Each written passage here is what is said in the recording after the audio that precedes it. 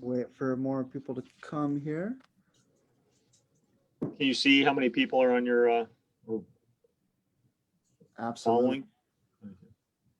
What's going on, guys? My name is Chris Arachidera from CCA, California. All around me, we've got Mr. Mike Shane, we've got Mr. Mark Drawbridge, and we've got Mr. Ruairi MacNamara. How are you guys doing? How are you guys doing? Pretty good. Doing good. Hanging in there, staying safe. Awesome. So I have to ask, what have you guys? We'll start with you, Ruairi. What have you been up to during this quarantine? How are things shaking up here at Hubbs-Seaworld? Well, we're doing pretty good. It's been a bit of a challenge for the last couple of months, but of course here at Mission Bay and up in Carlsbad as well, of course we have live fish to look after, so we have to make sure put protocols in place, keep all that stuff going, and make sure that the fish get cared for as they normally do. So that's been our kind of priority over the last couple of months, and it seems to be working out pretty well so far. Awesome. How about you, Mike? What have you been up to? Well, we've been, at the hatchery here in Carlsbad, the white sea bass. We've been keeping staff safe and keeping operations in mostly full swing.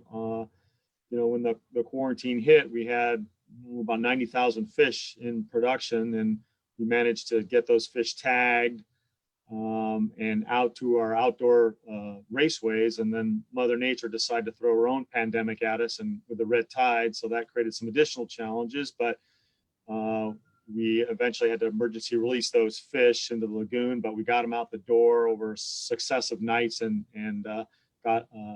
didn't see any of them. Unfortunately, like the wild fish were floating up in the lagoon during the lower part of those tides, and because the waters were anoxic. So we did a great job with the team pulled together. Everyone stayed safe, and we got the fish out the door, about 60 some odd thousand fish. So that was great. And then now we've got team back in place, and we're producing fish. We've got fish now that are about the youngest, or the oldest, I should say, are about 25 days old or so.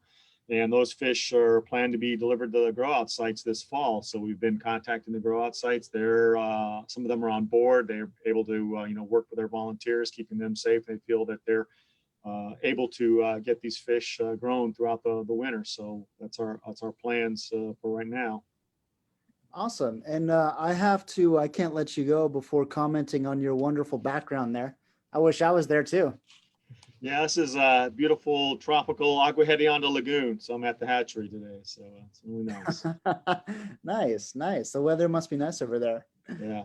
How about you, Mark? What have you been up to?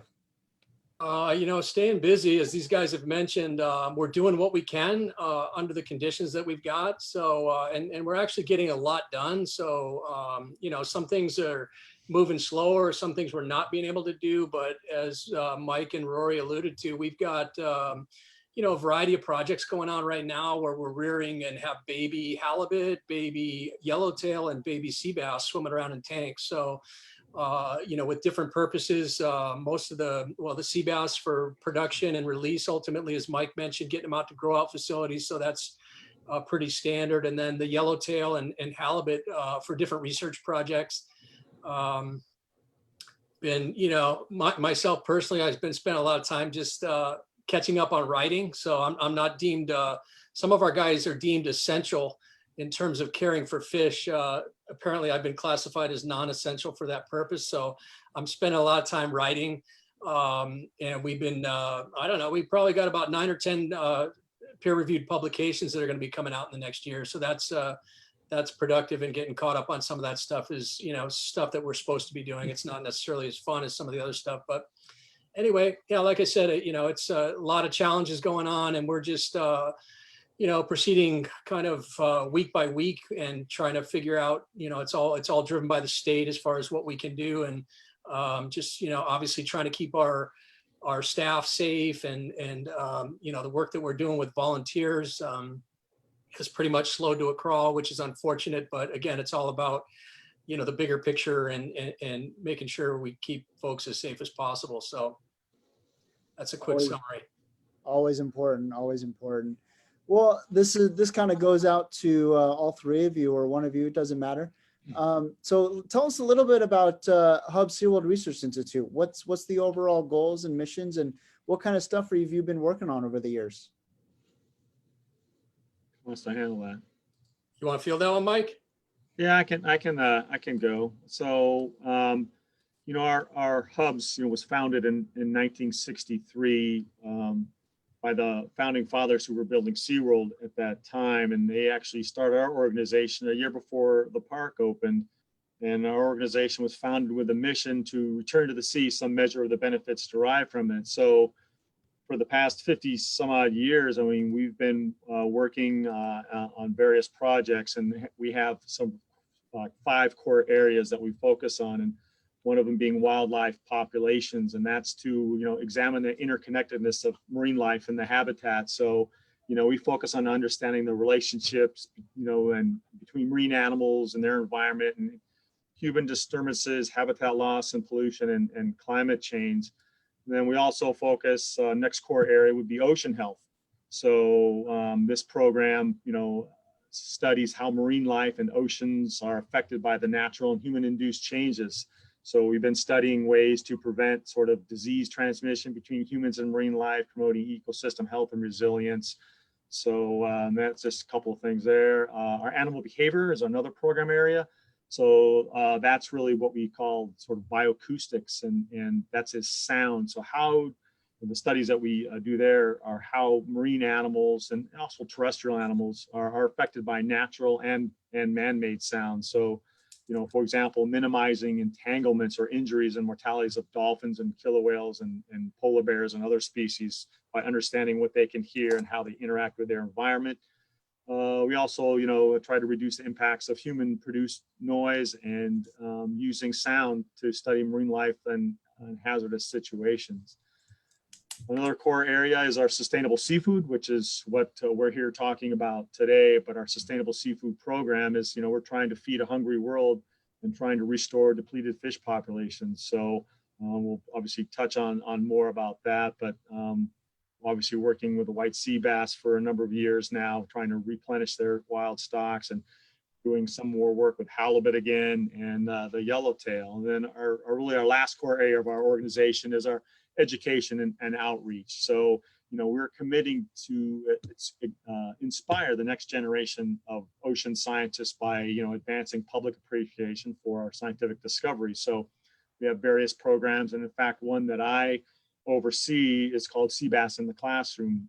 It's a program that we started about 11 years ago, where there's 11 schools, as a matter of fact, that have purpose-built systems in their classrooms where they grow the fish in their classroom during the school year or the semester. And so we'll take fish there, white sea bass. They grow them out. We come and visit them a couple times during the semester to measure, weigh their fish. They actually tag them in the classroom. The teachers use the system to help with their curriculum and their teaching. And then at the end of the school, the sort of semester, they release the fish into the ocean. So now they become part of the larger enhancement program for white sea bass, as well as stewards of the environment. So, and they're going to become our next generation of scientists or engineers and mathematicians that are hopefully inspired by this program. So that's a little bit about our organization and some of the stuff that we do. Absolutely. And you kind of hit the nail right on the head, education being so important. And so, speaking of education, let's kind of focus on the white sea bass. I know a lot of people have heard about the OREHP program, about all the work that you guys have done at Hubs about white sea bass. Can you kind of tell us a little bit about that program, what their fees are going towards, and how the facility or the grow-out facilities are kind of involved? Yeah, let me at least kick that off and get started. And to do that, let me pick up also on what Mike was describing, just to give a little bit more perspective. Yeah, kind of reliving the history of the Institute in a couple of minutes is a challenge. But yeah, as Mike mentioned, one of the things that makes us really unique is our partnership with SeaWorld, longstanding partnership with SeaWorld. And the founders, which key among the founders is the Milt Shedd and the Shedd family, who I know you guys are familiar with, would be remiss to, and Peggy, of course, kind of being in the background, sort of, I guess. I mean, as I understand it, she was quite a force, but so going back, you know, that far, and to have the foresight that they had at that time to establish a nonprofit research organization a year ahead of the for-profit. I don't think you see that very often. So also, and then as Mike alluded to, I mean, we have a number of different core areas, and we're focused here today talking about our sustainable seafood program. And to your question, or to your point, really almost the roots of the sustainable seafood program is the white sea bass program. The Institute was doing, you know, going back to the late 70s, as I understand it, some work on ornamental like clownfish. And I know our director, Don Kent, was working on striped bass as part of his master's program. And then Miltshed came together with Larry Sterling at the time, and they were looking at the work that Don was doing.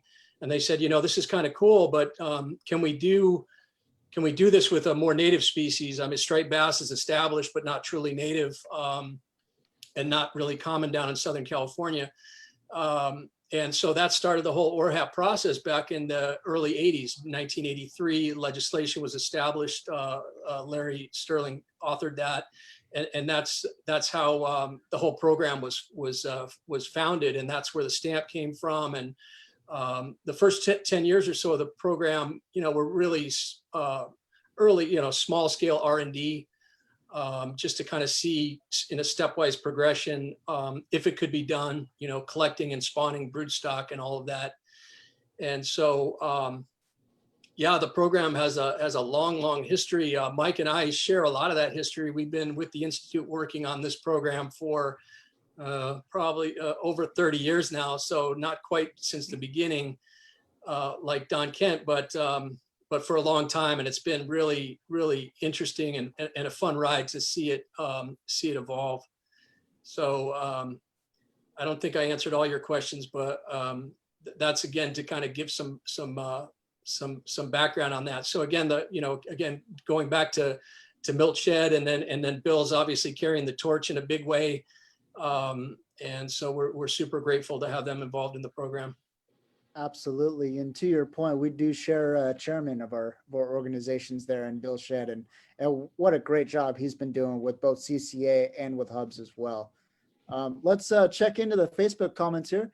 Guys, as a reminder, you can always ask these guys along with us a question down in the comments below. Just leave one there for us and we'll try and get to it. We've got Tom, we've got Todd checking in. What's going on, Michael? Mr. David Chavez, how are you guys? And speaking of which, David Chavez, president of our San Diego chapter of CCA, we've actually held 2 of our fundraisers at Hubbs-Seaworld Research Institute. So thank you guys. Yeah, and we so much enjoy that. It's been awesome to, you know, interact with the folks and get to show them around our lab down there. You know, where we're doing, obviously, you know, the sea bass is mostly centralized in Carlsbad, so most of our work with the yellowtail and halibut is down at the Mission Bay lab. But yeah, those fundraisers have been a lot of fun. Absolutely. We have our first question. Well, kind of a statement there. Todd from TB Metal Art. How's it going, Todd? He says, my son wants to volunteer. He is an environmental science major. So for those, you know, either in college age or just volunteers, how do they get involved with Hubbs-Seaworld? Yeah, so we have a variety of mechanisms. Again, we kind of look at, we definitely are open to volunteers. It kind of depends on, and we have opportunities at both of our locations. As I mentioned, for people that aren't necessarily familiar with our operations, our main hatcheries in Carlsbad, we focus primarily up there on white sea bass, and then our Mission Bay laboratory right next to SeaWorld. It's actually in their building, the old Atlantis restaurant or place to meet, is where we're doing research on yellowtail and California halibut primarily. We do some research down there on white sea bass as well. It just depends on what's going on at any given time. But so yeah, you know, submitting through our front office and expressing an interest in working with the sustainable seafood program, and then we can connect from there. Awesome. I've got a question. Rory, you're mainly working primarily with the halibut, is that correct? Yeah, I work with the halibut program, or what we call the Dick Laub Fisheries Replenishment Program, is how it was originally initiated, and then halibut became the focus species of that program. You know, after a year or so, when we did the surveys with you guys and Wayne, and you helped us out when we did surveys of anglers to find out what species were of interest, and that's when halibut came to the fore, as well as a lot of research on the biology and scientific end to figure out what species we could work with in terms of setting up a replenishment program similar to the white sea bass program, taking what we've learned, the framework of the white sea bass, and using a hatchery approach to restock fish and apply that to halibut. So yeah, I primarily work on the halibut, and as Mark said, we do a lot of the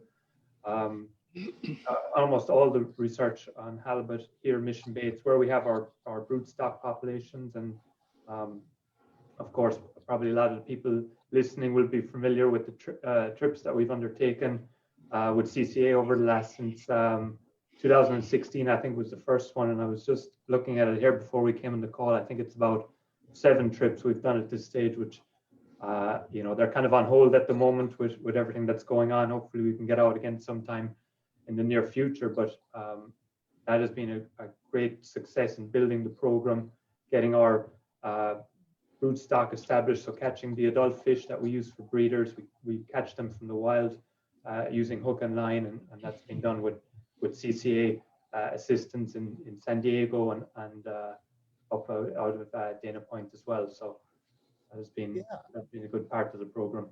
Yeah, and for those of you who are watching, I know, you know, traditionally back in 2016, I believe, Rory, you guys used the sport boats. I think the Daily Double participated as well. But then this last go around, or the last couple go arounds, we've actually used the private boats in order to catch these broodstock fish. Yeah, and it's worked out perfect. As you said, we started off on a single boat for the first 3 or 4 or 5 trips, I guess, and then several of your members were generous enough to donate their boat time to allow us to kind of spread the effort and cover more ground and catch more fish. And we've done that 2 or 3 times in San Diego Bay, and it's worked out really good too. And we've caught, I think at the moment we've about 40 plus adult broodstock fish here that have come from the CCA efforts catch broodstock. So that's been excellent. Yeah, and I got to tell you, man, even though we kind of have to give the fish to you guys, it's still a hell of a good time going out fishing, and it's a great day. Yeah. Oh yeah, absolutely. I get to hang out with you too, on the boat too. So let's kind of go into the process here. So we've caught fish both on sport boats and private boats. Now they're getting delivered to you guys. So what would be naturally the next process? And I guess this kind of goes for white sea bass as well. What would be the next steps in terms of the whole program? Take it away, Mr. Halibut. Yeah. So you mean in terms of the process when we get the fish and what happens with it, just to kind of... Correct. All the spawning and all that. Yeah, I got you. Okay, so as you said, we catch the fish. We're operating under a scientific collection permit, so we can catch fish that are smaller than the legal size as well. They're capable of spawning too. They don't necessarily need to be over the legal limit. We transport them back to the hatchery. We use some of the same transport tanks that we use for transporting juvenile white sea bass. We use the same setups in most cases to bring the fish back here to the laboratory at Mission Bay. Typically what happens when we bring fish in, they'll go into what we call a quarantine tank, and they'll be set aside for a quarantine period. Everyone's familiar with the whole quarantine situation now. It's a buzzword, but we do it for the fish. When we bring them in, they get checked by our vet here on site, and they stay separated from the main population for a period of 45 days or so. And basically what we're trying to do during that time is check for any disease or any behaviors that might indicate that they're taking time to adjust, and we're also trying to transfer them over onto what we feed here in the hatchery. So we typically use cod, sardines, and shrimp, and mackerel, fish like that. So it takes a while to kind of acclimate the fish and get them used to their new environment. And then once that's done and they've passed out the quarantine period successfully, then we'll start to consider introducing them into the breeding populations. And we've a couple of different, for halibut, we've a couple of different breeding tanks. So, you know, it all depends on fish size and the number of males and females we want in specific tanks and that kind of thing. So we'll decide to introduce those new fish into whichever tank they'll go to. And then, you know, at the moment we have a broodstock tank that has been producing eggs really consistently, high quality eggs. We're getting spawns almost every other day from one particular tank since about January. So all through the shelter in place period, fish were spawning right up to right now. Fish are producing high quality eggs that we're able to use for our research here in the laboratory. Excellent, excellent. Carrie is actually asking a question here. This is kind of a little transition, but do you offer tours of the hatchery? Yeah, we sure do. Yep. That's yeah, we have I don't know how many people a year, but we've got a lot of groups coming through. So again, that's something that just you know, we prefer to obviously schedule that and get a handful of people at once as opposed to doing it one at a time. But yeah, absolutely. Awesome, awesome. We also have Lisa, our good friend Lisa, saying thank you to Hubbs and CCA in your leadership in fishing conservation. So thank you, Lisa. The San Diego Anglers wants to know, how do we, or what do we do when we have white sea bass heads? Good question. Don't eat them, save them, turn them in. So with the head collection program, which is one of the things that I've overseen for a long time that I've been here, is what you can do is we have freezers up and down the coastline, and in San Diego you would have to come to one of our facilities to drop off the head in Mission Bay or in Carlsbad. You can I think across, if we're closed on the weekends in Mission Bay, you can drop it off across the street from us at Dana Landing there. But those heads, again, we go around and collect them from all the freezers up on the coastline from Santa Barbara down here to San Diego, bring them back, and then we will scan them looking for the tags. And you can find the drop-off locations on our website. There's a list there, and various, I think, places have posted those lists of drop-off locations and phone numbers for each location.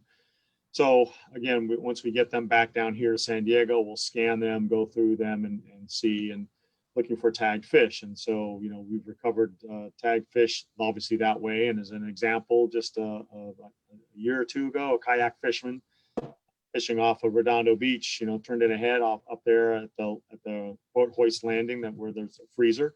And it turned out that fish was our oldest fish to date that we've recovered as a tag. It was 20 years old. So, I mean, it's a big pond out there and behind me to get our fish back, because these guys go all over the place. So we're seeing roughly about 1 in every 300, 400 heads that we are able to scan from the recreational and commercial fishery are tagged.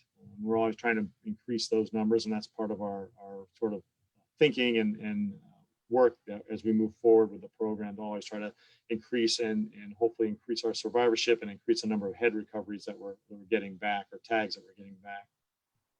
Yeah, absolutely. And I think I've heard this in the past though, but I wanted to just make sure. I've heard, I mean, fish obviously do swim and they do travel great distances, especially sea bass. I've heard, rumor mill has it, that I've heard of a fish going from the hatchery in Mission Bay and actually getting caught out at like the Tanner Banks or Cortez Banks and being just absolutely massive, and still being, you know, probably 10 to 20 years old too. Yeah. So you just never know. Yeah, so we've got a couple from out there. Actually, one from the Cortez and Tanner Banks. I mean, one was released from Newport Bay, the other was released from Santa Barbara grow out sites. and you know, be 100 miles off the coast.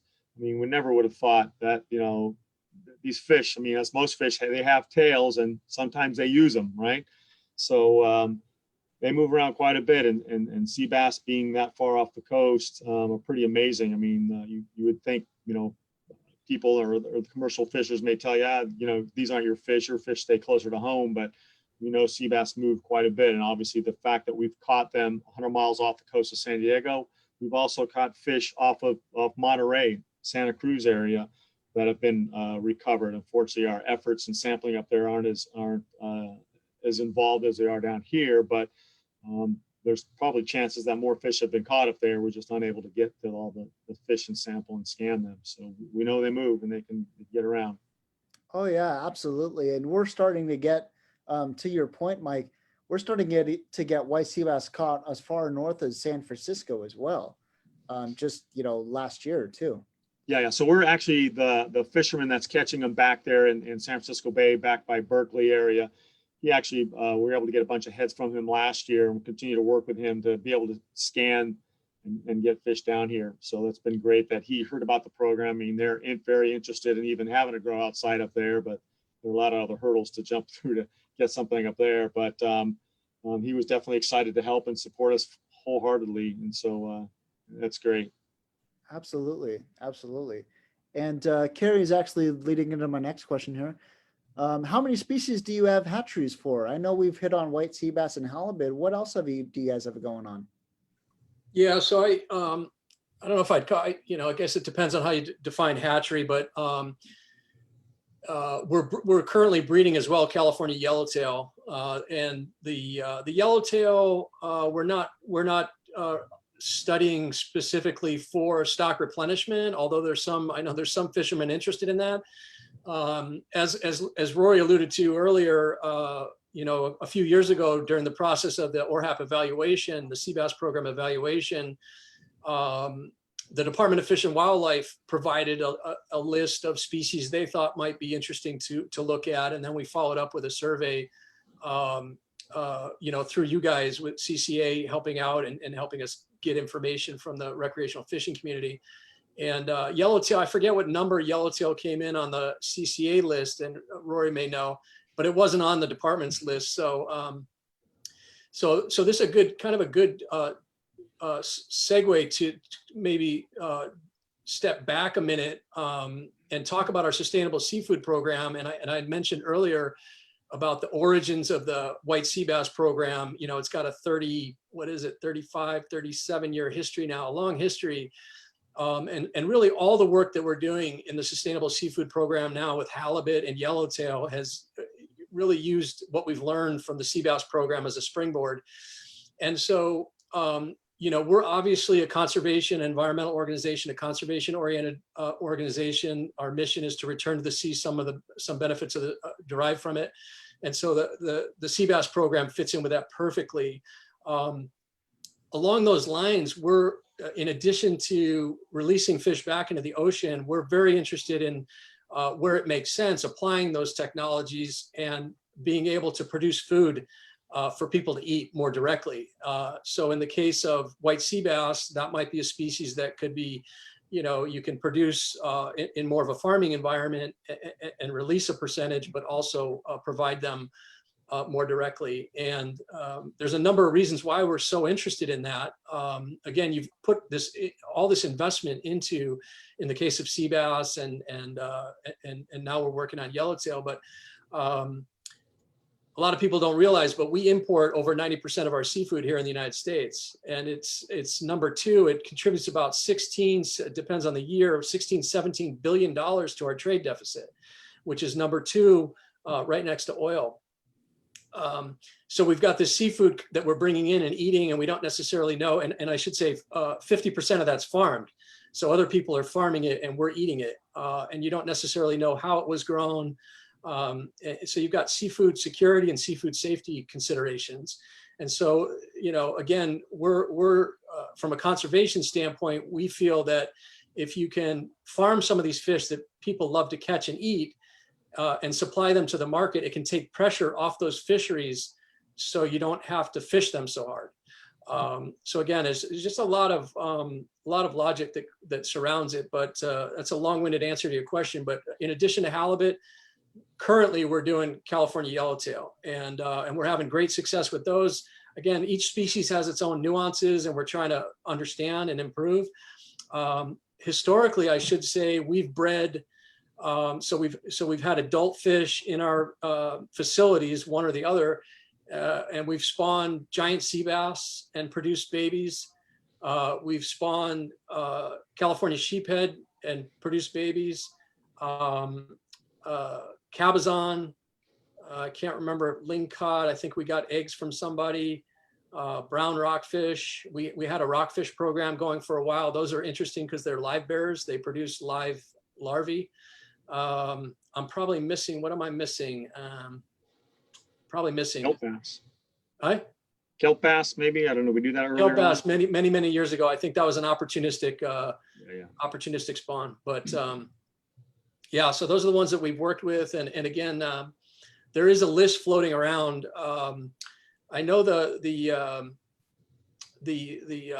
SAC, Sport Fishing Association of California, expressed an interest in sand bass, if I recall, fairly recently as part of this process. So there's some other species folks are interested in. It's just, you know, it's expensive. It's resource intensive to have, especially the big fish. Big fish require big tanks and a lot of water. So, but from a technological standpoint, so much of what we've learned with white sea bass, and obviously we've been doing it a long time, is immediately transferable to these other species. So your learning curve is dramatically reduced. Gotcha. And guys, if you have not been to their facility down in Mission Bay and taken a tour, I highly encourage you to do that just to see the yellowtail. I mean, they are massive. I keep trying to tell you guys, just give me 5 minutes with the rod and reel. That's all I need. But anyway, actually, speaking of, we kind of touched on sheephead. Todd wants to know, how are sheephead numbers out there? I heard mention of them dwindling down. That could be for anyone. I haven't looked sure, at the, you got an answer for that, Mike? no, because I haven't looked at the live fishery. I mean, challenges of keeping track of that fishery, since a lot of the sheephead are live fishery, has been a challenge because, for at least for the department, because of the trucks that they drive around and white unmarked trucks, and it's not really, you know, so I'm not sure. I haven't really seen the stock report lately on that, but I can't imagine that they're any better than they were kind of years ago. But Yeah, is that a, I know when, I think we looked at it like 15 years ago, and at the time I know it was, you know, obviously a trap fishery for the live market, and at the time it wasn't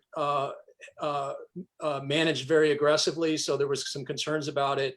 And we thought from an aquaculture standpoint, if that was the case, and if there's a live fish market that could be supplemented by aquaculture to take pressure off the wild fishery, then it could be a winning combination. But we got the fish to spawn.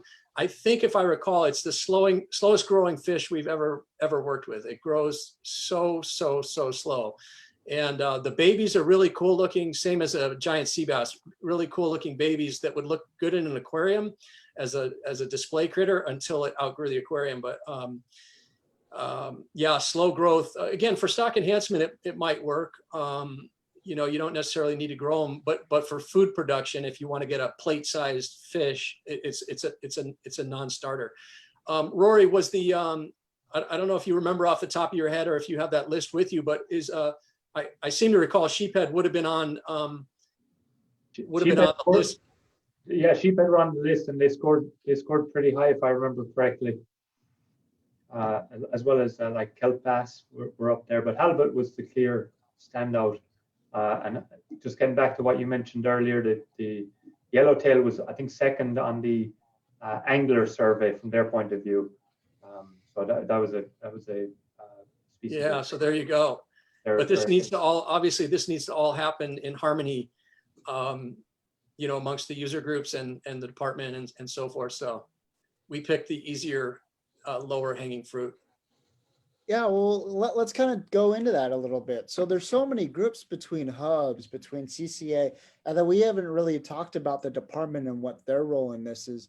Can you kind of explain the relationship on how, when you take a species or decide to study a species, what the process is in getting approval in terms of, what you had to do with the sea bass and now going through with the halibut too?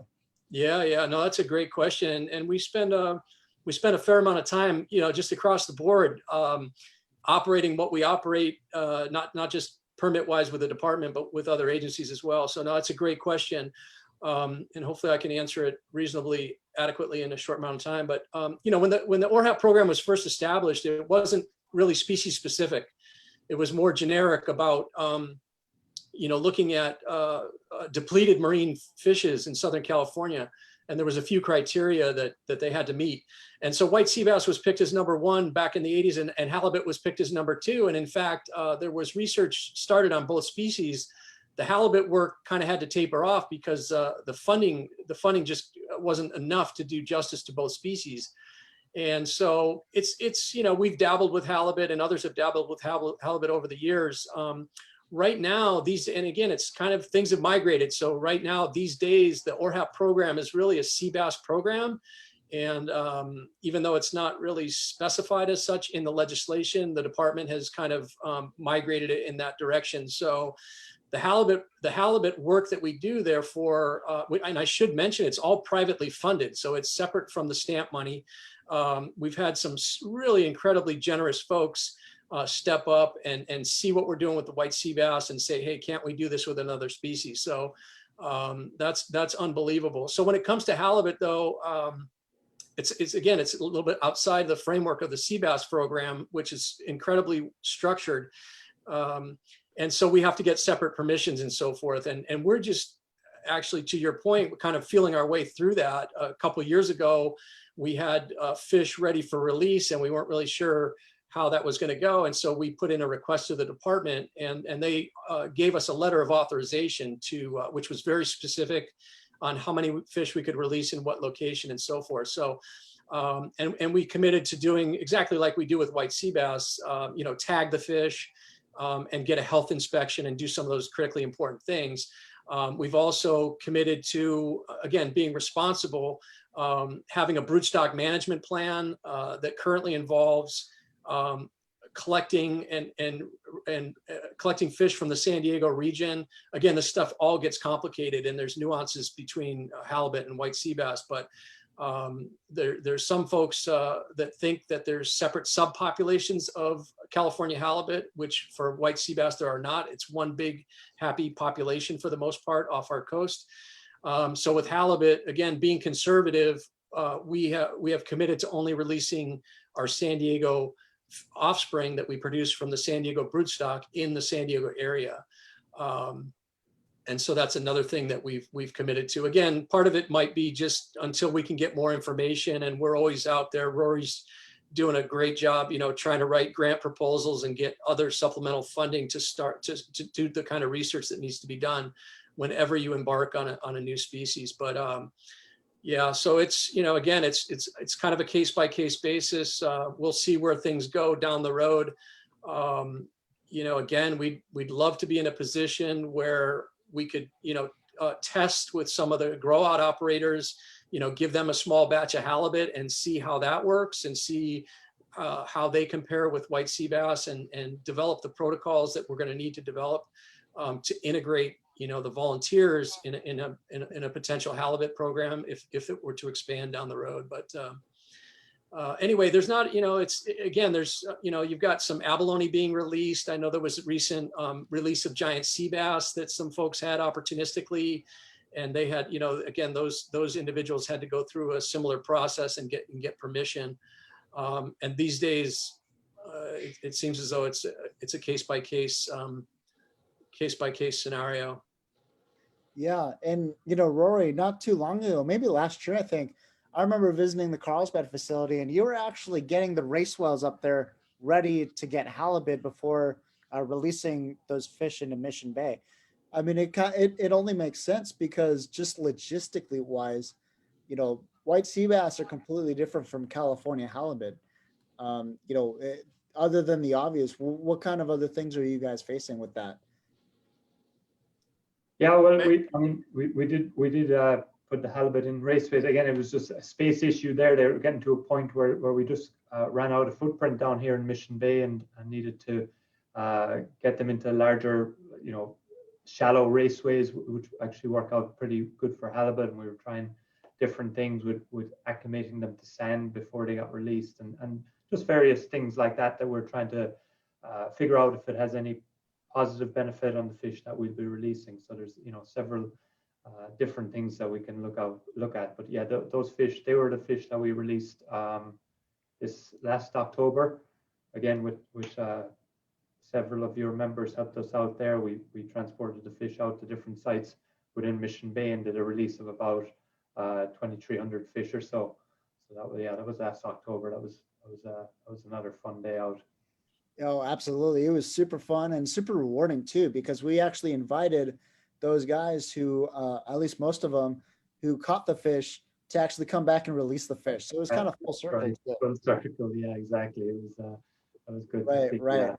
Well, I have to ask you, how are the fish doing? Have you been able to survey and get out, or has this COVID deal been kind of handcuffing you a little bit? Yeah, I mean, it has handcuffed. We did do a couple of surveys afterwards, just to kind of see where things stand. Again, it was a first attempt, and we were still trying to figure out the logistics and the practicalities of doing all that. And hopefully, if we release more fish down the line, we can get a more robust post-release survey program in place.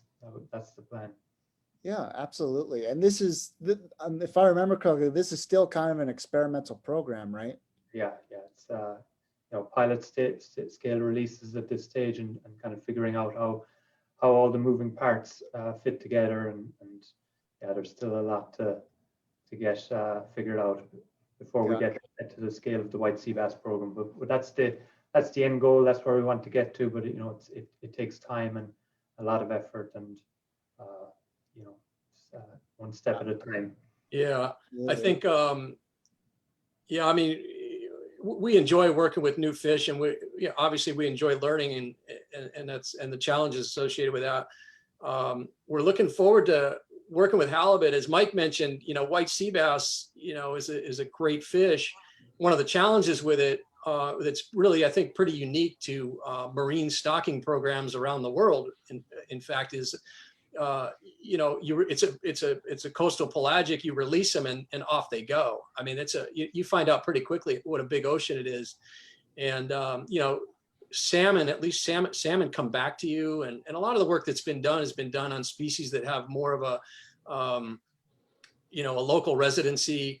The nice thing we assume with California halibut, and there's been a lot of work done on other closely related flounders, is they shouldn't move nearly as far, and they prefer a sandy bottom habitat as opposed to hiding in kelp forests and stuff like that. So we're hoping that being able to understand the big question, which is how many are surviving, hopefully will be easier and less resource intensive and expensive than sea bass, moving so far. But again, as you start to hear some of this dialogue, I mean,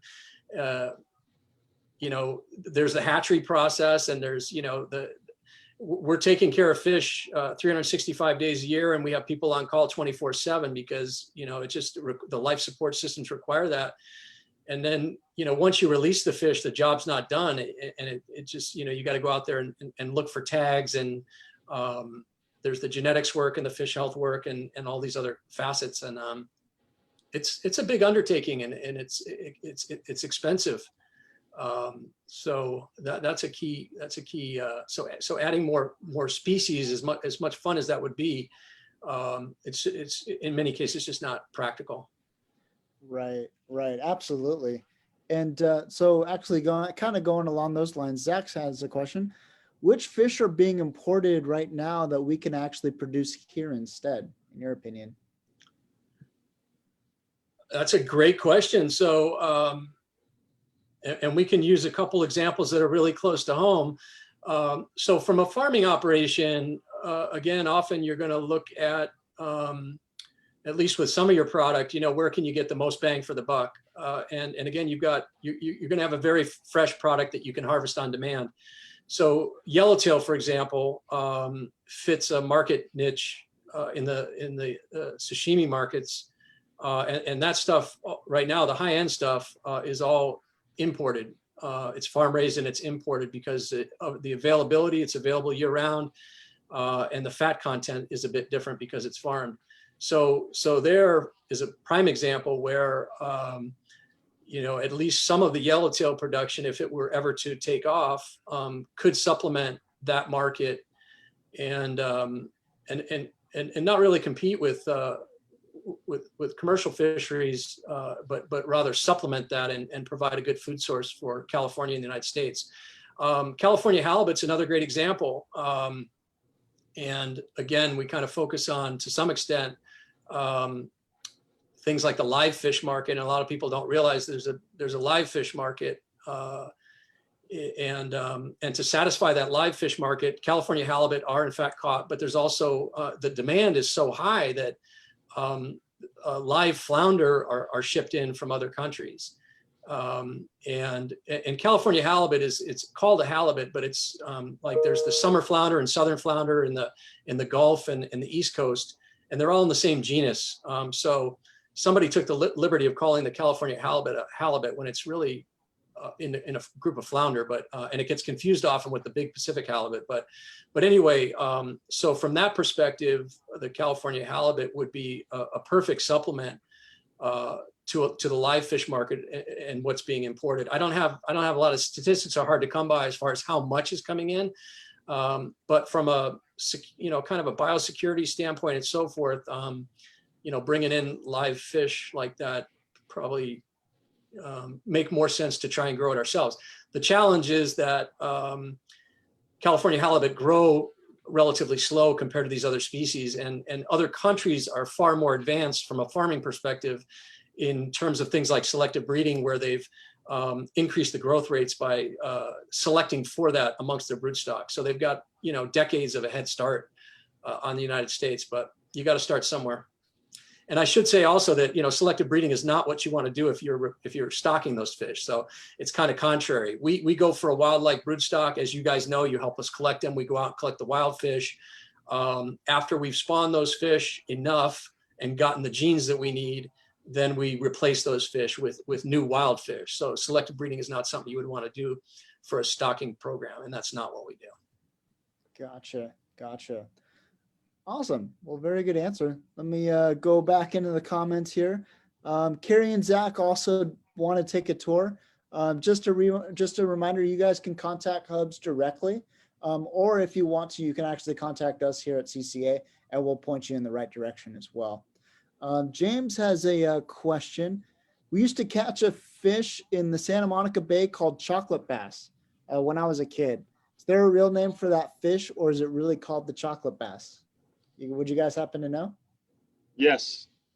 The real name actually is brown rockfish. That's the real common name. A lot of fish have different names, and brown rockfish is what we use as scientists, or Sebastes auriculatus. So those fish can get up to about 22 inches in length and maybe around 34 years in age, but they're usually found obviously near or in kelp forests, associated obviously with rocky bottoms. So they're also one that has been targeted, I believe, by the live fishery as well, too, the live trout fishery. So yeah, I think he mentioned that there's not as many of them, or people don't see them many of them as they have previously, and even in my own sampling, I think the numbers have gone down. So yeah, and who knows if it's all related to just fishing or some other causes, but yeah, that's the brown rockfish.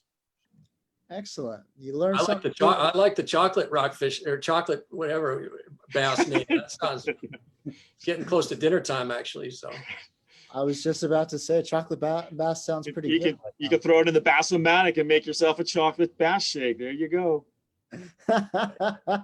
Oh, I like it. David wants to know, we kind of touched on this earlier, but what's recommended to do if a tagged fish is caught, such as the halibut and white sea bass? all they really need to do is turn in the head to either the Hubbs facility or any of the freezer locations. Is that correct? That's correct. I mean, and put a label in it with like the location and date, general location. I mean, I know that would help us maybe identify if it does come to be tagged. And you won't know that the fish is tagged, and we really don't want you to know. We'd like to get an unbiased sample out there. So any head that you save, at least of a white sea bass, we haven't started making that request for halibut as of yet, but at some point, most likely will. But right now it's just focusing on the white sea bass. And usually when they turn in their heads, they can actually kind of learn the history of that fish based on that tag, right?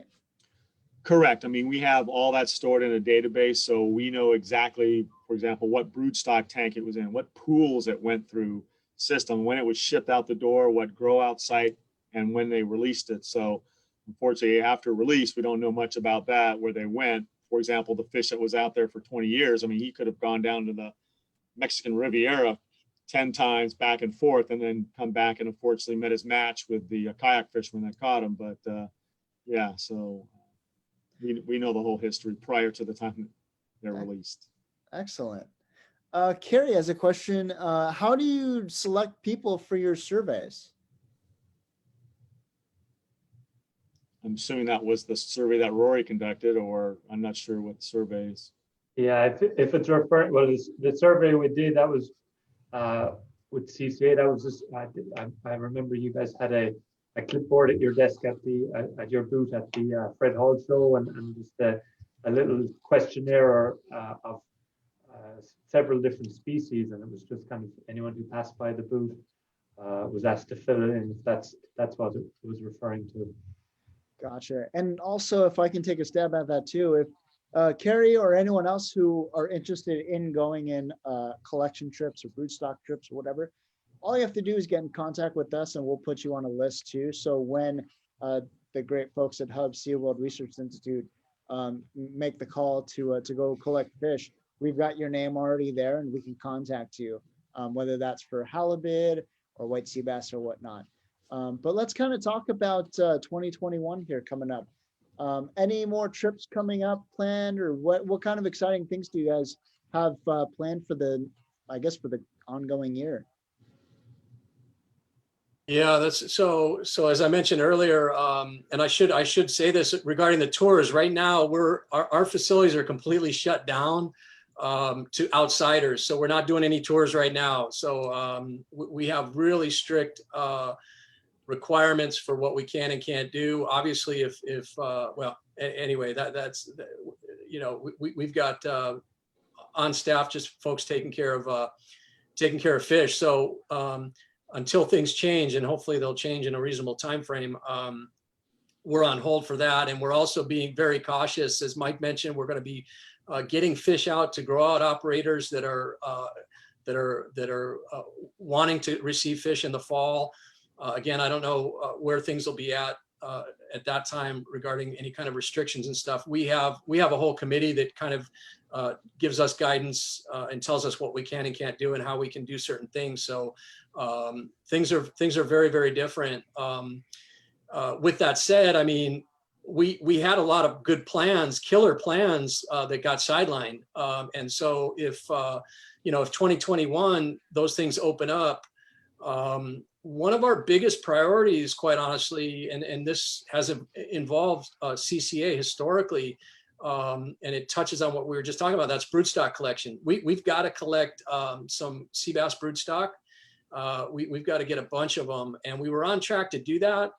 For those that don't know, we operate a couple pretty large grow out pens in Cat Harbor, and we're in the process of refurbishing those. So we've again had a generous donor commit to some funding to help us refurbish those.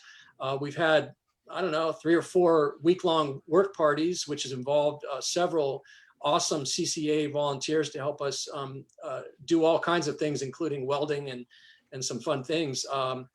We have some final things that need to happen to get those pens to where we're able to put fish in them. And that was all supposed to happen in the spring and summer of this past year, and it's gotten pushed off. So I'm hopeful that we can re-engage in that process and be all set up for good fishing in the springtime. That's one thing that's just sticking out pretty heavily in my mind. But otherwise, and I'd let these guys chime in as well. We've got a batch of yet another batch of California halibut going. How old are those now, Rory? The ones that we've in Carlsbad, they're The ones in Mission Bay. Oh, the Mission Bay ones are just over 2 months old. So we've got another group, and there's about what, 13,000 or so? Yeah, of those? 13 or 14,000. Yeah. Yeah. So again, we've got to go through a process with the department to get permission to release those, but those would be big enough to release in the spring. So all kinds of stuff. I mean, really, we really want to get back to working with you guys more. I think there's a lot more that we can do together, and we've talked about a few of those things. It's a function of getting into the implementation phase and doing more. So I know you guys are obviously still trying to get your feet under you as well, and there's a lot to be done. So absolutely. And just to clarify, when these fish kind of go out to those grow out facilities, all of those grow out facilities up and down the coast from San Diego to Santa Barbara, they're all run by dedicated volunteers. That's correct, right? yeah, no, absolutely. And we've kind of skipped right over that. I think that was part of one of your early questions, early questions to us. And yeah, absolutely. We've got a network of volunteer-driven grow-out facilities that we rely on to, we base our whole production plan each year, and we're at the beginning, basically we start a production run in July, which is what Mike was talking about, and we raise them in the hatchery where we can keep them cooler because they don't like super hot water. And then by the time the water starts cooling down in the fall, we can give those to the grow out pens. And so we figure out how many eggs we need to set up based on how many volunteer groups are going to be active and how big their cages are and that sort of thing. So yeah, that's the plan. And then they grow them up. And we're trying to get them bigger and bigger. We used to raise them pretty standard to an 8-inch size. These days, it's more looking like a 9-inch minimum. And we, get them up to in some cases 13 inches, depending on the grow out facility, and release them in the springtime, again, ideally before the water starts getting too warm. So, but yeah, I mean, the volunteer facilities, they've been in place since I think around 1992. And I forget how many we've got in place right now. We just had a new one come online in Dana Point Harbor at the Ocean Institute, which is super exciting because we haven't had a new one come online in a while, and there's some permitting that they have to go through. So having a new one come online is awesome. Awesome. Mention that the volunteer, we keep saying volunteer pens, but all these pens are being supported in part by CCA. So these are coming through, they're helping to fund and ensure all the grow out sites, and they coordinate the biannual meetings that we have as well too. So it's all about teamwork, guys, for sure. Well, guys, thank you so much for hopping on there. I know we talked about this year and next year. How does the common person, how can we help out Hubbs? How do we get involved with what all you have going on? Go check out our website. We've got obviously see what's going on there. I mean, help with what's going on. You can help support our research by making donations. We are a 501c3, so it's all tax deductible. So if you just go to our website, hswri.org, you'll find all that information there. Excellent. One last question from Carrie. How many of each species do you successfully produce annually? So right now, again, it's as I mentioned, we have baby sea bass, halibut, and yellowtail right now. So those are the 3 species that we're actively working on right now. And so that would be the answer to that. And as far as successfully, yeah, we're having good success. Each species we're still trying to refine and improve. But we're getting really impressive survival rates. I know Rory just finished up a study with our team down at Mission Bay, and they had survival from an egg to almost 2 months, 50 days post hatching. So it's still a little baby, but it's basically a little juvenile flatfish sitting on the bottom of 70% in some of the groups that we looked at. So way more than what you would see in the wild by lots and lots and lots. But again, you know, yeah. So I don't know if that answers the question, but that's what we've got going on right now, and that's plenty. That's plenty to keep us busy. Awesome. And Rory, I think I just heard you say it, but I just wanted to confirm. You said that, so just to give people perspective, we released about 2,300 juvenile halibut into Mission Bay. Did I hear you correctly in saying, you know, next go around is going to be like 14,000 or so? That's the number of fish we have here in Mission Bay right now. Yeah. So just coming from an experiment that we did become 2 months ago, we have about 14,000 fish at the moment. They're just 2 months old, so a lot smaller than the 4 or 5 inch fish that we released with you guys. It will take them several months to get up to that size. They're, you know, half an inch at the moment, but the water is nice and warm, and they're being well fed, so hopefully it won't take too long. Awesome. Well, we can't wait to help you guys release them and even to catch more in the future too. Absolutely. Mike, Mark, Rory, I really appreciate you guys coming on. We really appreciate all the work that you do and our partnership as well. So I can't thank you enough. Okay. Thank you, Chris, and You're thanks welcome. Thank you. thanks to all the great questions that your followers have posed to us. Absolutely. Absolutely. Well, guys, take care. Hopefully it's not too long before we all hang out again and go release some fish. Other than that, you guys are more than welcome to check Hubbs-Seaworld Research Institute out at hswri.org. And if you have any questions at all about their work, you can also contact them directly as well. Guys, thank you so much for coming on this afternoon. Thanks, Chris. Thank you. Thank you. Absolutely. We'll see you guys.